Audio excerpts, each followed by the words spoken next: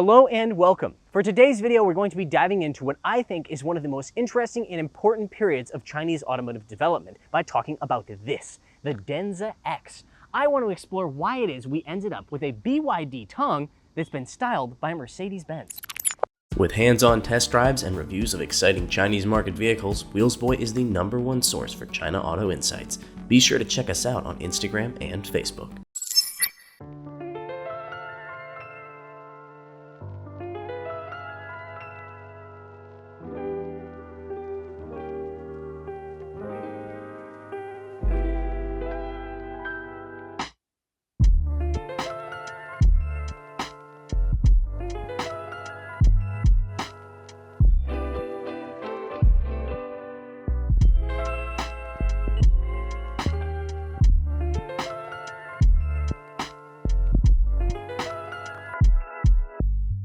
In order to understand why the Denza brand exists in the first place, we need to travel back in time to around 2009. It was at this point that the Chinese government realized they had a bit of a problem. The JVs between foreign companies and Chinese state-owned enterprises were going really well, at least those that were making foreign models, say SAIC Volkswagen or Beijing Benz. Chinese brands, however, were losing market share year after year. It was with this in mind that the Chinese government began to approach foreign companies and quietly but firmly suggest that they start new joint venture brands here for the Chinese market. The benefits for the Chinese side, well, they're pretty obvious. Not only would it allow the Chinese to regain some market share, at least on paper, it would also allow the Chinese partner in the joint venture to better understand how it is that these foreign companies make their cars. The result was an explosion in the number of these joint venture brands, and one of them was Denza, a cooperation between Mercedes-Benz and Chinese company BYD. I should be quick to point out that while BYD definitely benefited quite a bit from this cooperation, Mercedes-Benz probably did as well, because this was early on in the EV revolution and Mercedes didn't have a lot of experience making EVs. BYD, on the other hand, had been doing so for years, and especially had developed their battery technology. So I'm sure Mercedes-Benz also learned a little bit on the way. The agreement between the two companies started in 2010, and the Denza brand itself was born around 2013. Their first car was creatively named the Denza, which I think makes it the Denza Denza. It was an interesting combination of Mercedes and BYD engineering. It used a stretched version of the Mercedes-Benz B-Class chassis, but the powertrain, the EV powertrain, from the BYD E6. The styling was, how shall I put this, ungainly, to say the least. But it seems clear that Mercedes-Benz was heavily involved in its development.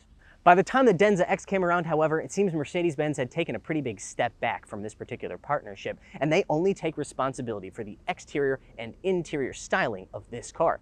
So let's see what they came up with. Here on the front end, the differences are pretty obvious. It has a different headlight design, as well as a new light bar connecting the two headlights. The overall shape is a little bit more jutting and jaw-shaped than that of the BYD Tang. Please ignore the Mercedes badge. This is a private car, and the owner decided it would be funny to add a Mercedes badge here where the Denza badge should go. You'll find that the steering wheel also has one as well. Despite the very obvious styled by Mercedes-Benz badge here on the side profile itself is where you start to see the bones of the BYD Tang in this car. It's very expensive and difficult to change the shape of pillars, glass, and things like that for safety reasons, so it seems like they didn't even bother to try. They did, however, change the design here on the D pillar. The BYD Tang has more of a black plastic piece that makes a more flowing shape.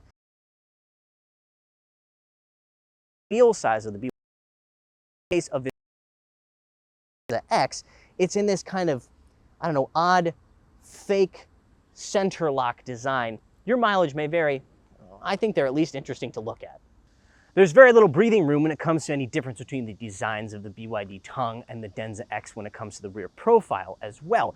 The only one I can find is a slightly different taillight design, but the overall shape, well, it's pretty much the same. All Denzas, just like all Tangs, come in a 7-seat variety. Space behind the third row is not huge, but useful. The BYD Tang and this car are almost exactly the same size, this one being 2 centimeters longer.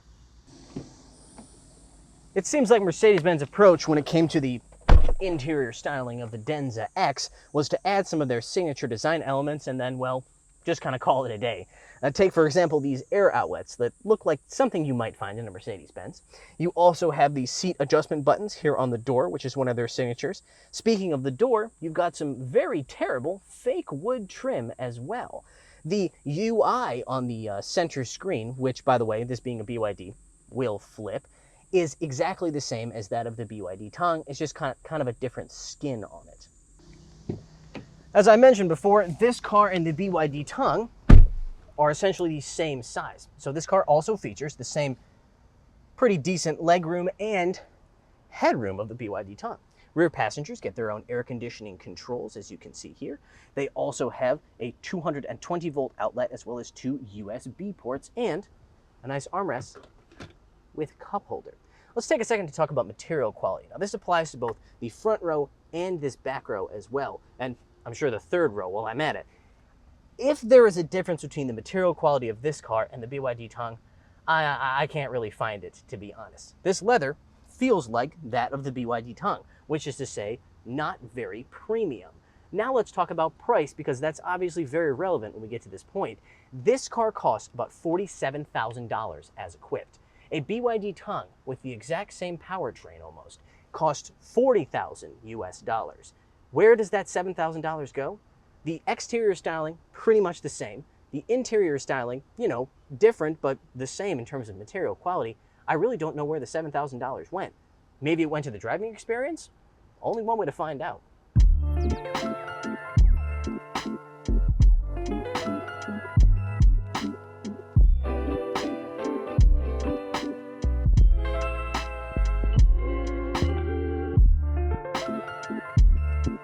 All right, behind the wheel of the Denza X, and I gotta tell you folks, this thing drives like a BYD Tang. And I mean exactly like the 2020 BYD Tang that I drove a couple of years ago. Now, that's not all bad news, because that means this thing has the very powerful PHEV power plant of the BYD Tang. This car also comes, for the record, in 2 pure EV forms, a lower output and a higher output version. But the one we're driving today has a combination of a 2-liter 4-cylinder up front, turbocharged of course, and 2 electric motors, one in the front, one in the rear, for a total of 431 kilowatts and 950 newton meters of torque. That's 50 newton meters more than the BYD Tang's version of this power plant. That's the equivalent to almost 600 horsepower and 700 pound-feet of torque.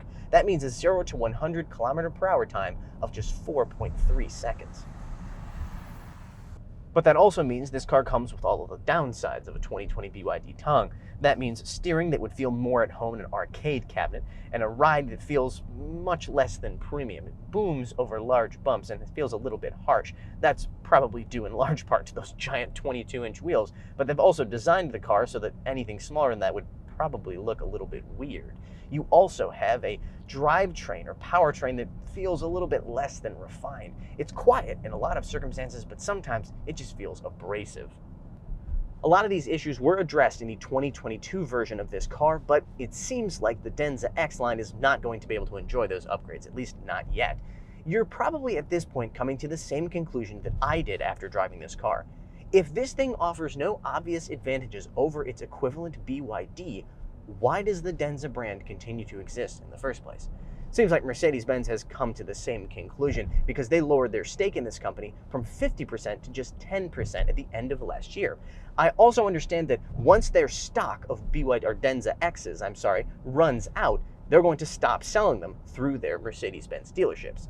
Oh, did I not mention that? This thing is sold through Mercedes dealerships. It's not uncommon to walk into a Mercedes-Benz showroom and see this thing parked not but meters away from something like a G-Wagon or an S-Class or even an EQS. It's an interesting experience, to say the least.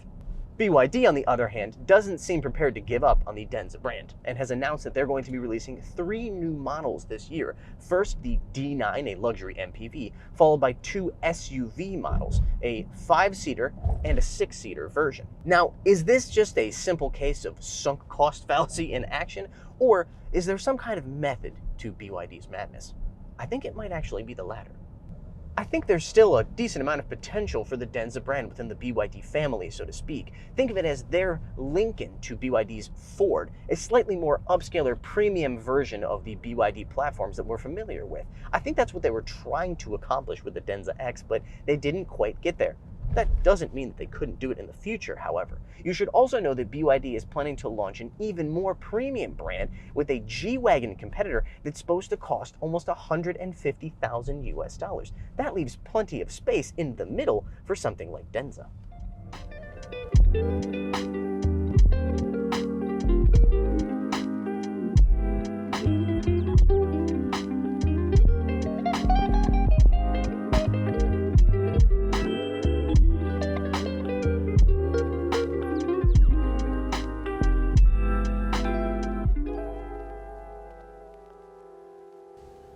But whatever comes out of the Denza brand, you better believe that we will be there to review it. Thank you very much for watching today's video, and be sure to check us out on Instagram and Facebook, as well as our new website, wheelsboy.net. All those links are in the description below. Also be sure to like, subscribe, and hit the bell.